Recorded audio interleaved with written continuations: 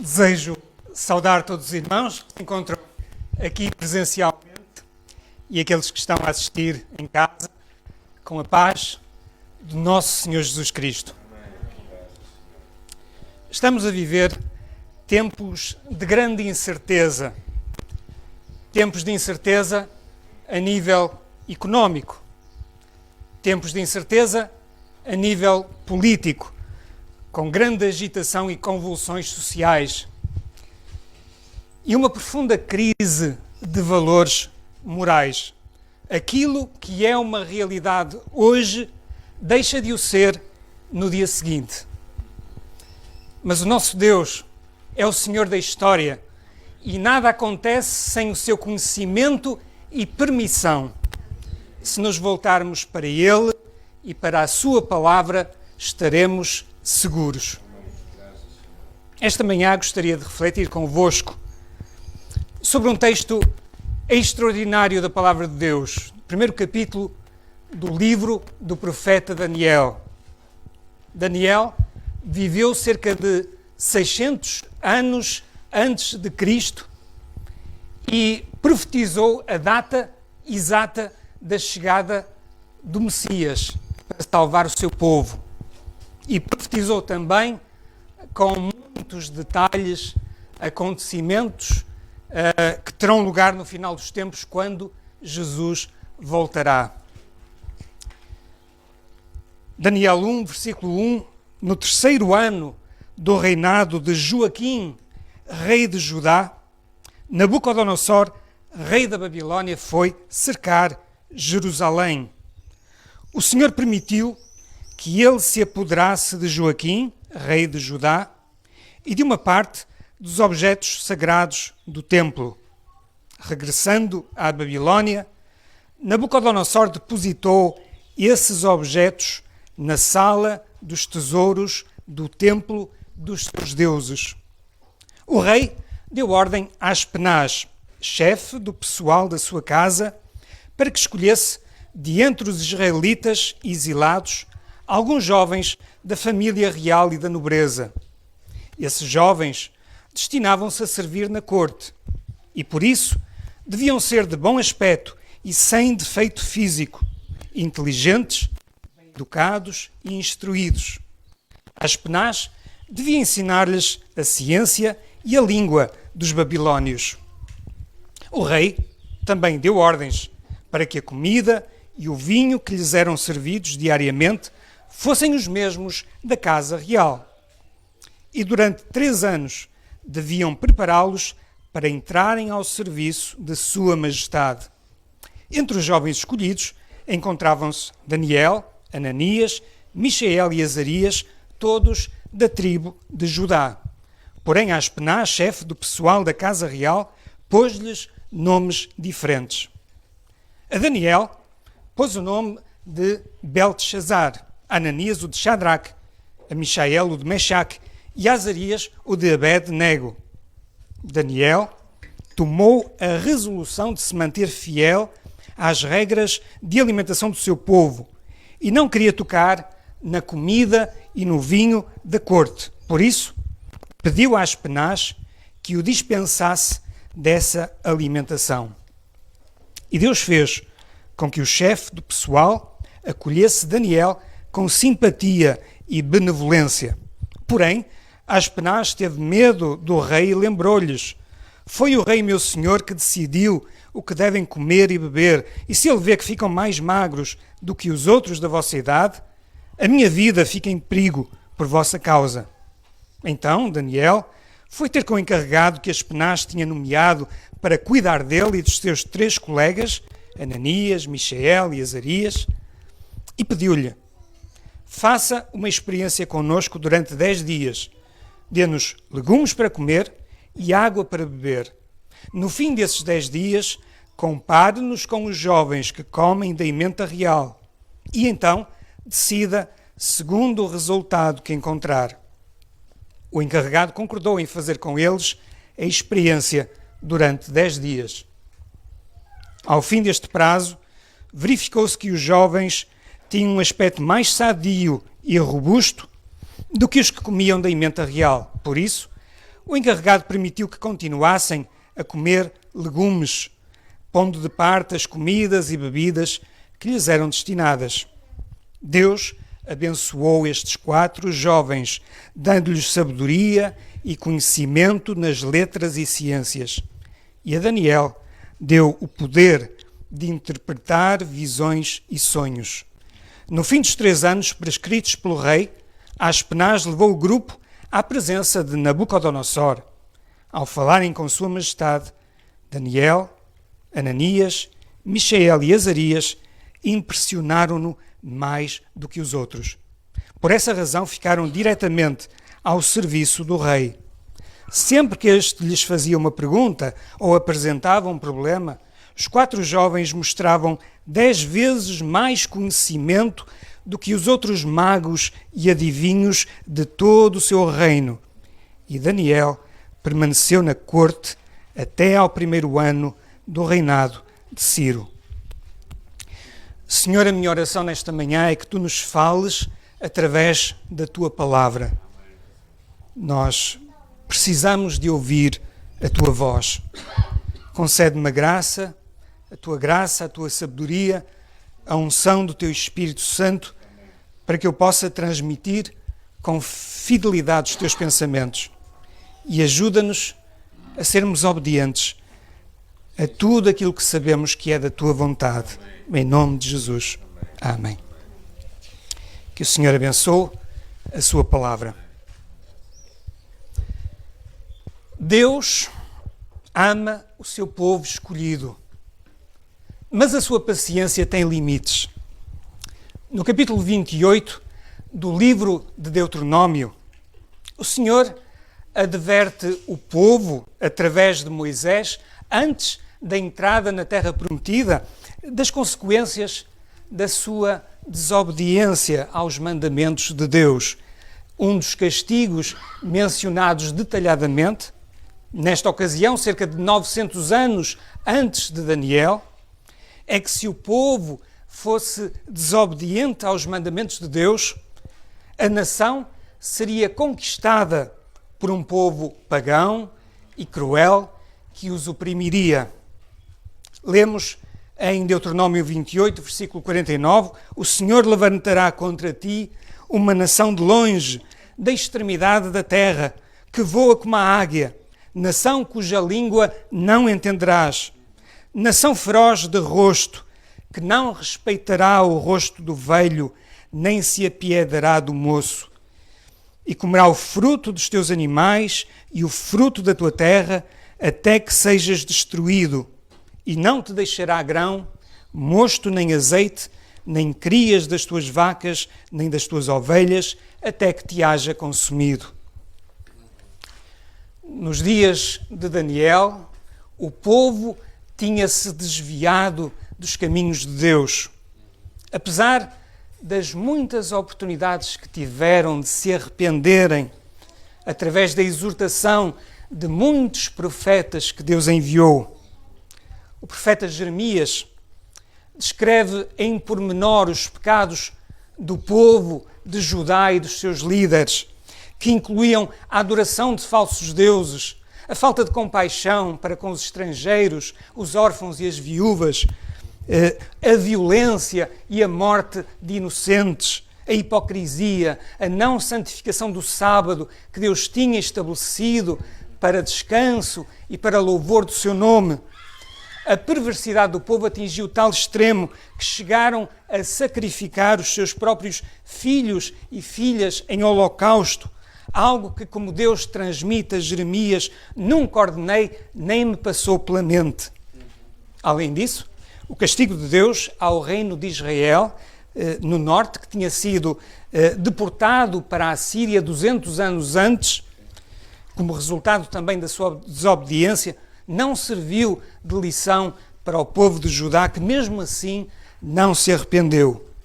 E por isso, tal como Jeremias e outros profetas tinham anunciado, Jerusalém foi conquistada por Nabucodonosor, rei do Império Babilónico, no ano 586 a.C. E a maior parte dos judeus sobreviventes foram deportados como prisioneiros para a Babilónia, que ficava a cerca de 1500 quilómetros de distância de Jerusalém, onde é atualmente o Iraque. Daniel e os seus amigos integraram o primeiro grupo de judeus levados à força para a Babilónia. O Templo de Jerusalém, o lugar privilegiado de adoração e comunhão com Deus, viria a ser destruído pelos babilónios alguns anos mais tarde. A Babilónia, nos dias de Daniel, era a grande potência do Médio Oriente, que Nabucodonosor soube desenvolver e fazer prosperar em grande parte com as riquezas dos povos conquistados. Os jardins suspensos da Babilónia eram uma das 7 maravilhas do mundo antigo, mas era uma nação perversa e idólatra, que adorava deuses falsos construídos por mãos humanas, mas onde o Deus verdadeiro estava presente e ativo na vida dos que lhe eram fiéis. O rei Nabucodonosor, além de ser um comandante militar implacável à frente dos seus exércitos, era também muito inteligente e decidiu fazer o que fazem as grandes potências em relação aos recursos humanos dos países mais pobres. Quis ter os melhores do seu lado para o aconselharem e ajudarem a desenvolver o seu país. Lemos nos versículos 3 e 4, o rei deu ordem a Aspenaz, chefe do pessoal da sua casa, para que escolhesse de entre os israelitas exilados alguns jovens da família real e da nobreza. Esses jovens destinavam-se a servir na corte e, por isso, deviam ser de bom aspecto e sem defeito físico, inteligentes, bem educados e instruídos. Aspenaz devia ensinar-lhes a ciência e a língua dos babilónios. Hoje fala-se na fuga de cérebros, quando jovens licenciados têm de emigrar para outros países à procura de melhores condições de vida, melhores salários, e só médicos e enfermeiros portugueses que vivem no estrangeiro são, neste momento, mais de 20 mil. Mas, ao contrário dos que decidem emigrar para fugir ao desemprego ou a empregos mal remunerados, Daniel e os seus amigos não tiveram direito a escolher o seu destino. Foram obrigados a ir viver num país onde seguramente não queriam viver e durante 3 anos a estudar aquilo que não queriam estudar. Tiveram de aprender uma nova língua, uma nova cultura e novos costumes. Se estás a viver onde gostas de viver, a estudar aquilo que gostas de estudar, ou tens um emprego que não trocarias por nenhum outro, deves dar muitas graças a Deus por isso. Mas se neste momento estás a viver num lugar onde não gostas de viver, a trabalhar numa área ou em condições que não aprecias, se tens um chefe de que não gostas, ou tens de estudar matérias que não te agradam, o livro de Daniel é particularmente relevante para a tua vida. Versículos 5 e 7, o rei também deu ordens para que a comida e o vinho que lhes eram servidos diariamente fossem os mesmos da casa real e durante 3 anos deviam prepará-los para estarem ao serviço de Sua Majestade. Entre os jovens escolhidos encontravam-se Daniel, Ananias, Michael e Azarias, todos da tribo de Judá. Porém, Aspenaz, chefe do pessoal da casa real, pôs-lhes nomes diferentes. A Daniel pôs o nome de Belteshazzar, a Ananias o de Shadraque, a Michael o de Meshaque e a Azarias o de Abed-nego. Daniel e os 3 companheiros, além de estarem longe da sua terra natal e durante 3 anos terem de estudar a ciência e a língua dos babilónios, o aramaico, os seus nomes, um dos elementos mais marcantes da sua identidade, que lhes recordava as suas origens e o seu Deus, foram mudados. Daniel significa, em hebraico, Deus é o meu juiz. Os pais de Daniel, ao darem-lhe esse nome, sabiam que um dia ele estaria na presença do Deus vivo e teria de prestar contas pela forma como tinha vivido neste mundo. A Daniel foi dado o nome de Belteshazzar, que significa Bel proteja a tua vida, sendo Bel um dos deuses babilónicos. Ananias, que em hebraico significa Jeová é gracioso, passou a ser chamado Shadrach, ou seja, Aku é exaltado, sendo Aku um deus babilónico. Michael, que em hebraico significa quem é como Deus, passou a ser chamado Meshach, quem é como Aku. Azarias, que em hebraico significa Jeová é o meu ajudador, passou a ser chamado Abed-nego, servo de Nebo, um outro deus babilónico. O objetivo dos babilónios, ao darem novos nomes aos prisioneiros, era levarem os judeus a esquecerem o Deus de Israel e a deixarem de o adorar. Outros países fizeram o mesmo, como a Albânia, em que nos tempos do comunismo, todas as pessoas que tinham nomes com raízes cristãs tiveram que os mudar. Nabucodonosor dava a esta elite da família real e da nobreza, escolhida a dedo de entre os israelitas exilados, 3 anos de ensino superior, com isenção das propinas, boa comida e bebida e emprego garantido no final do curso. Servirem na corte do rei. Que mais poderiam querer? Tinham seguramente melhor qualidade de vida do que teriam na sua terra natal, em Judá. A comida e o vinho que lhes seriam servidos era provavelmente a melhor coisa que poderiam desfrutar durante estes 3 anos de estudo intenso. É como na tropa, e eu também lá estive, em que as horas das refeições são um dos momentos altos do dia. Porém, surpreendentemente, lemos no versículo 8, Daniel tomou a resolução de se manter fiel às regras de alimentação do seu povo e não queria tocar na comida e no vinho da corte. Por isso, pediu a Aspenaz que o dispensasse dessa alimentação. Como é que estes jovens toleraram que os seus nomes fossem mudados para nomes que aludiam aos deuses babilónicos e mostraram tolerância zero em relação à alimentação que lhes seria servida? Talvez Daniel e os seus amigos tenham pensado: podem-me chamar o que quiserem, mas eu sei quem eu sou. Sou filho de Deus. Agora, no que respeita à alimentação, não posso aceitar consumir alimentos que Deus proíbe e ainda por cima sacrificados aos ídolos pagãos.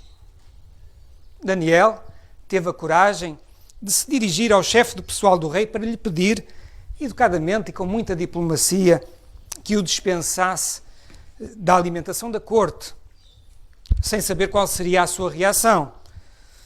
Lembramos-nos que Daniel e os seus amigos não eram estudantes universitários a reivindicarem os seus direitos. Eles eram prisioneiros de guerra, não tinham direitos, apenas obrigações. E quando se está numa posição de inferioridade, o melhor é passar despercebido no meio da multidão, é como na tropa, para não ser alvo de represálias. A ousadia de Daniel poderia sair-lhe cara. Poderiam ter sido excluídos deste programa de formação, que apesar de tudo era um privilégio, ser condenados a trabalhos forçados, ou mesmo mortos por insubordinação.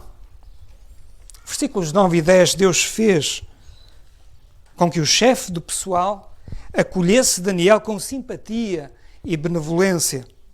Porém, Aspenaz teve medo do rei e lembrou-lhes: foi o rei, meu senhor, que decidiu o que devem comer e beber. E se ele vê que ficam mais magros do que os outros da vossa idade, a minha vida fica em perigo por vossa causa. Tal como Daniel, às vezes temos de arriscar. Eu lembrei-me quando era estudante universitário, há 30 anos atrás, apresentei um requerimento na Secretaria das Biomédicas, onde estudei, a pedir uma sala para termos reuniões semanais do GBU, do Grupo Bíblico Universitário. O pedido foi concedido. E eu soube, alguns anos mais tarde, que o GBU do Porto continuou a reunir ali, muitos anos depois de eu ter saído. Mais recentemente, pedi à administração de 2 hospitais onde trabalhava autorização para a distribuição de Bíblias. Um hospital recusou, mas o outro aceitou e permitiu a entrega de centenas de exemplares da Palavra de Deus a todos os que ali trabalhavam. Ao rejeitarem a comida de Nabucodonosor, Daniel e os seus amigos preferiram agradar ao rei dos reis do que ao rei da Babilónia. Daniel faz então uma proposta. Versículos 12 e 13. Faça uma experiência connosco. Durante 10 dias, dê-nos legumes para comer e água para beber. No fim desses 10 dias, compare-nos com os jovens que comem da ementa real e então decida segundo o resultado que encontrar. Daniel propõe cumprir os objetivos do rei para eles, que eles tivessem força e vigor físico e mental, mas sem violar os mandamentos de Deus, através de uma alimentação à base de vegetais, que certamente incluiria fruta, legumes, leguminosas, pão e outros cereais.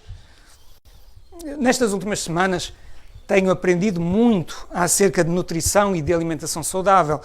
Isto na sequência de uma palestra que apresentei online num curso do Instituto Bíblico Português. E aquilo que descobri com alguma surpresa é que é possível não só controlar, mas também reverter doença coronária, hipertensão arterial, diabetes, obesidade e alterações dos níveis de colesterol apenas com base numa alimentação muito rica em produtos de origem vegetal e muito pobre em alimentos de origem animal e sem alimentos processados.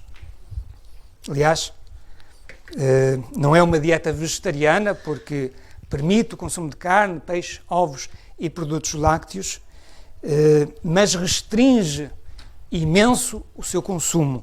Aliás, Daniel não era vegetariano, como podemos comprovar no capítulo 10, versículo 23, versículos 2 e 3, em que é referido que numa ocasião em que Daniel faz um jejum, muitos anos mais tarde, e se absteve da carne e vinho durante 3 semanas, isso faz supor que ele os consumia noutras alturas. Versículos 14 e 20. O encarregado concordou em fazer com eles a experiência durante 10 dias. Ao fim deste prazo, verificou-se que os jovens tinham um aspecto mais sadio e robusto do que os que comiam da ementa real. Por isso, o encarregado permitiu que continuassem a comer legumes, pondo de parte as comidas e bebidas que lhes eram destinadas. Deus abençoou estes 4 jovens, dando-lhes sabedoria e conhecimento nas letras e ciências. E a Daniel deu o poder de interpretar sonhos e visões, e no fim dos 3 anos, prescritos pelo rei Aspenaz, levou o grupo à presença de Nabucodonosor, ao falarem com sua majestade, Daniel, Ananias, Michael e Azarias impressionaram-no mais do que os outros. Por essa razão, ficaram diretamente ao serviço do rei. Sempre que este lhes fazia uma pergunta ou apresentava um problema, os 4 jovens mostravam 10 vezes mais conhecimento do que os outros magos e adivinhos de todo o seu reino. Deus abençoou a fé, a coragem e a determinação de Daniel e dos seus 3 companheiros. Ao fim dos 10 dias da experiência, tinha um aspecto mais saudável do que os outros que se alimentavam das iguarias do rei. Ao fim dos 3 anos, o dia da graduação chegou, em que finalmente tiveram acesso à presença do grande rei Nabucodonosor e demonstraram terem não só conhecimento, mas também sabedoria, que é uma dádiva de Deus, como lemos em Tiago 1,5. Sabedoria para saberem discernir entre o bem e o mal, entre a verdade e a mentira. A Daniel, Deus concedeu ainda o dom da profecia e a capacidade de interpretar visões e sonhos, como vemos nos capítulos seguintes do seu livro. Esta história verídica acerca de Daniel e dos seus 3 amigos lembra-nos que temos de viver Jesus numa sociedade sem Jesus. Há limites que não podem ser ultrapassados se queremos permanecer fiéis a Deus na nossa geração e viver a vida da fé numa sociedade cada vez mais hostil ao Evangelho. Isto pode ter a ver com a comida e a bebida, como neste capítulo de Daniel. Pode ter a ver em vivermos dentro dos planos que Deus estabeleceu para uma sexualidade saudável, com a forma como lidamos com o dinheiro e os nossos bens materiais, ou a maneira como tratamos os outros à nossa volta. Daniel e os seus 3 companheiros decidiram fazer aquilo que o seu antepassado Josué tinha também decidido fazer no momento crucial da sua história. Eu e a minha casa serviremos ao Senhor. Se não tivessem tomado a decisão de não se contaminarem com a comida do rei, provavelmente nunca teríamos ouvido falar deles. E as histórias relatadas nos capítulos seguintes de Daniel, em que a sua fé foi novamente posta à prova numa fornalha ardente e numa cova de leões, poderia ter sido bem diferente. Daniel e os seus amigos, apesar de jovens, sabiam muito bem quem eram e o que queriam, como resultado da sua intimidade com Deus. Não esperes até seres mais velho para obedeceres à vontade de Deus revelada na sua palavra, nem à sua chamada para a tua vida. Poderás não ter outra oportunidade. Que o Senhor nos abençoe.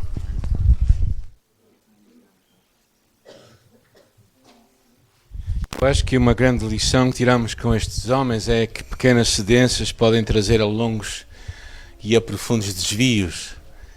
E por isso, às vezes, nós achamos é só uma pequena cedência, é só... ninguém vai notar, não vai acontecer nada. Mas acontece. E ele tinha bem consciência disso. Louvo a Deus por a vida, o exemplo deste homem, que realmente, estes homens que foram fiéis e tiveram tolerância zero, e por isso Deus os honrou, não é? Hoje Deus te chama a ti e a mim a também nos levantarmos com ousadia e fé e não buscando desculpas para a nossa vida, mas buscando oportunidades para servir a Deus. Não buscando desculpas para nos afeiçoarmos a um estilo de vida em que Deus não é o Senhor, mas abraçando o que Deus nos chama a viver. E esse é o meu encorajamento para ti neste dia, para mim, para todos nós. Obrigada. Oremos. Senhor, nesta manhã, nós somos o teu povo, Senhor, nós acreditamos que este tempo é o tempo em que nós vivemos, é um tempo de oportunidade. É um tempo em que tu nos dás para fazermos uma diferença neste mundo, é um tempo que nos dás para deixarmos um testemunho, é o tempo que nos dás para impactarmos vidas, Senhor. Não é um tempo para nos desculparmos, para adiarmos oportunidades, para nos escusarmos da tua chamada para nós. E, Senhor, nós te louvamos por esta palavra, Senhor, para a nossa vida, em que tu nos chamas a viver um cristianismo autêntico, uma vivência de uma fé centrada na palavra, uma vivência de vida que transforma e que muda o ambiente à nossa volta. E, Senhor, mesmo que o ambiente não mude, nós mudamos. Nós não vamos ser como o ambiente à nossa volta. Nós vamos fazer uma diferença num mundo sem Jesus. E por isso nós te louvamos pela tua palavra, Senhor. Nós te agradecemos de coração realmente porque tu falas connosco e tu nos encorajas a pensar os teus pensamentos e a agir consoante tu queres que nós possamos agir. Por isso oramos por ousadia, por coragem, por fé, por determinação, para nos levantarmos, Senhor, com coragem no meio desta sociedade e vivermos Jesus. Em seu nome nós oramos. Amém?